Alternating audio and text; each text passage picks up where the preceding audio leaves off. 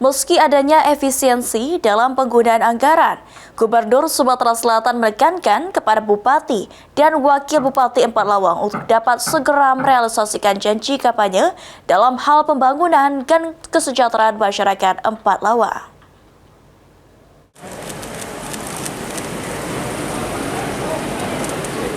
Meski dalam kondisi efisiensi pada penggunaan anggaran yang ikut berdampak pada pemerintah daerah, Gubernur Sumatera Selatan Hermanderu mengatakan, dengan dilantiknya Bupati dan Wakil Bupati Kabupaten Empat Lawang, pasangan Jonci Muhammad dan Arifai harus dapat segera merealisasikan janji kampanye khususnya untuk pembangunan dan kesejahteraan masyarakat di Kabupaten Empat Lawang. Meski pelantikan berselisih hampir 4 bulan dengan 16 bupati dan wali kota se-Sumatera Selatan, tidak menjadikan Kabupaten Empat Lawang menjadi kabupaten tertinggal dibandingkan dengan daerah lainnya.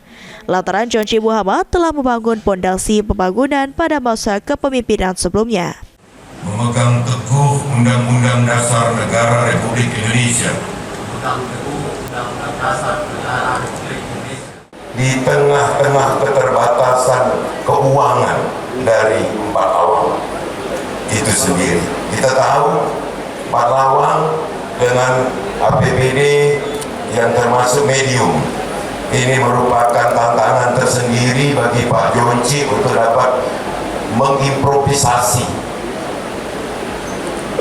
dan membuat inovasi-inovasi baru agar pembangunan tidak terhenti di tengah-tengah efisiensi yang harus kita laksanakan. Sementara itu, Bupati Kabupaten Empat Lawang Jonci Muhammad mengatakan, setelah dilantik, dirinya akan langsung melakukan cek kesehatan untuk mempersiapkan kegiatan retreat yang akan diselenggarakan oleh Kementerian Dalam Negeri pada tanggal 22 Juni mendatang.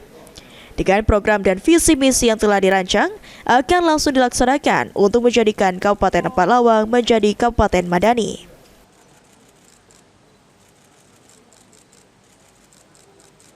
Programnya Pak Prabowo, asas-asasnya Pak Prabowo itu, kita harus selaras itu. Itulah perlunya efisiensi, perlunya penyelesaian ada Inmendagri, instruksi dalam negeri dalam rangka persiapan itu. Selesai ini, dalam rangka APBD perubahan kita menyesuaikan itu. Program kerakyatan menjadi programnya kita semua, programnya Pak Prabowo, terutama memunculkan tadi sentra-sentra untuk menjadikan bekerjanya orang-orang di desa. Dan bagaimana dengan koperasi Merah Putih, koperasi desa Merah Putih. Pak, tanggal 22 nanti kan ada persiapan retret. Untuk kesiapan kita sendiri seperti apa, Pak? Insyaallah siap. Besok saya akan cek kesehatan sebagai syarat terakhir. 22 kita siap retret di Jatinangor.